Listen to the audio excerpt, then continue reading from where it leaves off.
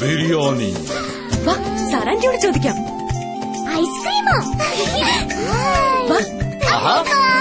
ഇന്നെങ്കിലും ഒന്ന് അടങ്ങിയിരുന്നൂടെ ഈ പെണ്ണിന്?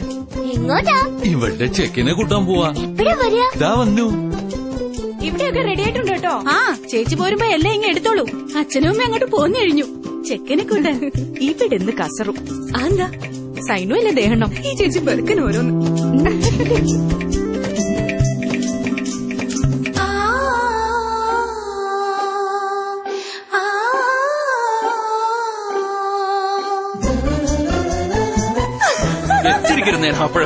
Homes that celebrate every moment of togetherness.